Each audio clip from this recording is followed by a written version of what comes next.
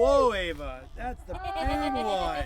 I am beyond lucky to still be here talking to you. I am beyond lucky to be blessed with an amazing wife, with 2 beautiful kids. I never thought I deserved that. Today I have everything to live for, everything.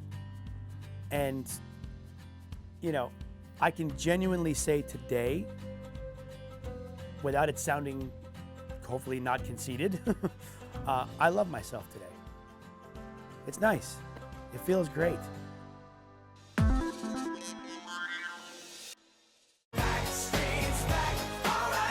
The Backstreet Boys took the country by storm with their 1997 self-titled debut album.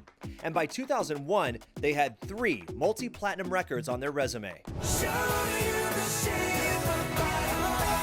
But behind the scenes, the band's resident bad boy, AJ McLean, was battling addiction. AJ McLean's going through some stuff, being treated for, at the moment, 30 days for depression and alcohol abuse, a situation that he's been going through for some time now. And his fight would continue for the next 19 years. But today, AJ finally feels like he's back on track, living his best life. One day at a time. 10 months sober, he's got a brand new podcast, and he's competing on the 29th season of ABC's Dancing with the Stars. I'm feeling great. To be honest, this is the clearest I've ever been. And because of that, I'm feeling now, like I'm not numbing like I used to.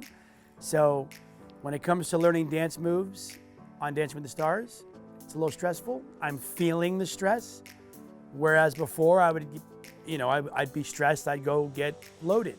But that's not part of my, world anymore. So I have to feel the stress and then breathe into the uncomfortable. Yeah, man, I mean, I'm floating high naturally. It's nice. AJ grew up in a middle-class family in southern Florida, where he was raised by his mother and maternal grandparents. I had a really great, fun childhood. I'm an only child, so self-entertaining was my muse. I would always find a way to entertain whomever was at the house. If it was my extended family, or if it was just my mom and my grandparents, if there was a new song that I loved, or there was a new monologue that I learned, I'd grab a brush and I would just, even if they were watching TV, I'd just step right in front of the TV. I would literally every day, I would just go and perform in front of my family, and I was comfortable. Didn't matter if it was 10 of us or 2 of us. And the rest is history, really. AJ was only 19 when the Backstreet Boys released their first US album, which sold more than 14 million copies. The breakout quintet was well on their way to becoming the best-selling boy band of all time, but their meteoric rise meant new temptations for AJ. I was anti-cigarettes, anti-tattoos, anti-drinking, anti-drugs. And look at me now, Ma. I was a very late bloomer. But then I kind of fell into that world of low self-esteem and external validation. And obviously you are who you hang out with. So I was hanging out with a bunch of the wrong people. And to be accepted, you had to party. So I was introduced to cocaine literally the night that we shot the video for The Call. It was the first time I ever tried it because it was a late night shoot. Literally when I showed up on set and I got in the makeup chair, I told everybody. I was like, I'm freaking out, I'm on this, I'm on that. And they're all like, you need to stop. Don't tell the world that you're on drugs right now. And somehow, some way, man, I kept it a secret from everyone for the next at least 18 months before the boys caught on, before my family caught on, before my real friends caught on. I found a way to really keep it under the rug. He came to us yesterday and was the first time that I heard him say, guys, I have a problem and I need to get help. In July 2001, the Backstreet Boys shocked their fans when they appeared on MTV to announce they were pausing their Black and Blue tour because AJ had entered rehab. I instantly embraced it because from the first group meeting, it was like, oh my God, like I'm with my people. Like everything I'm saying, you're saying the same thing. We've all been through it and we don't even know each other. So I felt at home and I felt like a sense of calm. So it was a great first experience. After rehab, AJ rejoined the band and finished the tour. In the ensuing years, the Backstreet Boys released 5 more albums and toured 9 times. Meanwhile, AJ's struggles continued with 2 more trips to rehab and multiple relapses. Tour has always been a trigger for me, because I literally, every time I'd go back on the road, I couldn't really put together a good foundation. I wasn't working the program. I wasn't going to meetings. I wasn't doing what's asked of me. So I was literally setting myself up for failure every single time we would go back on the road. I might do the first couple weeks good, but then it was like right back into, if I got a mini bar, I'm gonna clear it out. Tour was always a trigger for me. And it was also an easy way to get away with things away from home. Because for the longest time, I even fooled my wife.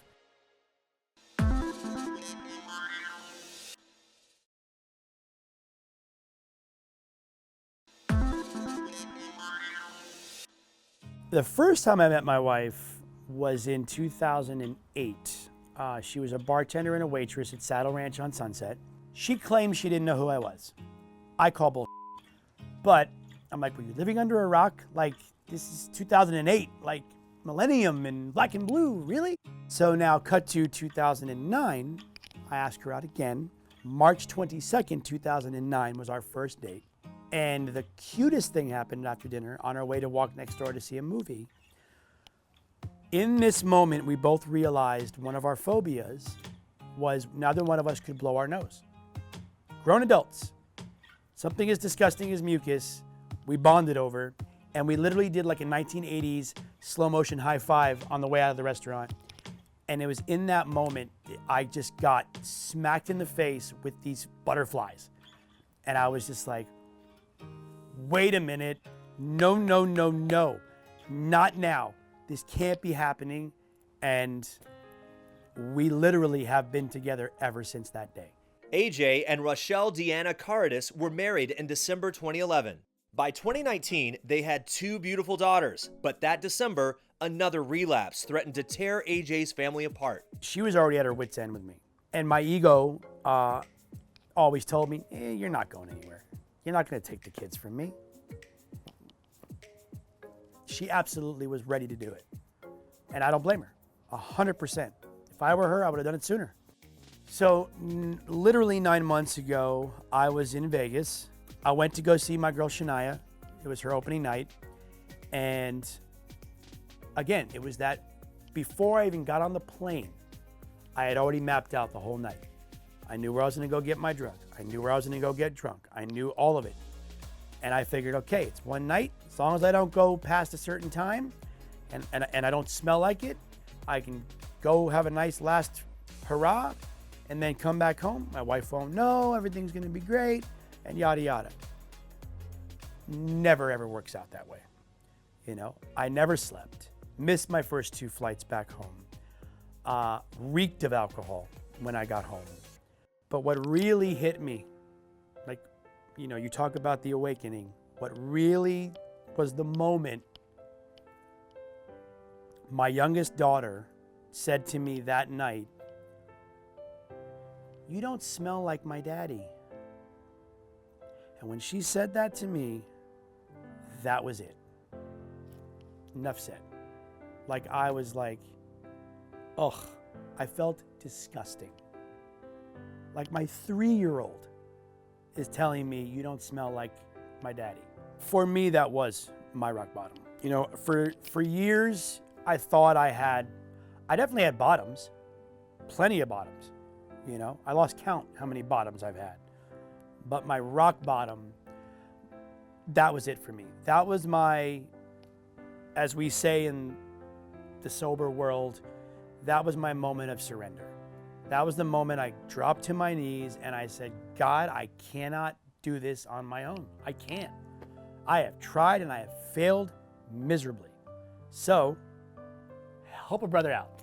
Squish me. Come on, Lyric, squish daddy. AJ's been clean and sober ever since. And he says the past 10 months have been the hardest he's ever had to work. I'm very proud of myself. I'm proud of myself because I feel like I know why I'm sober today. And it's got nothing to do with me. My family has saved my life. God has saved my life. That is my higher power today. And my recovery has saved my life. Period. God, recovery, family. Without those three things, I wouldn't be talking to you right now.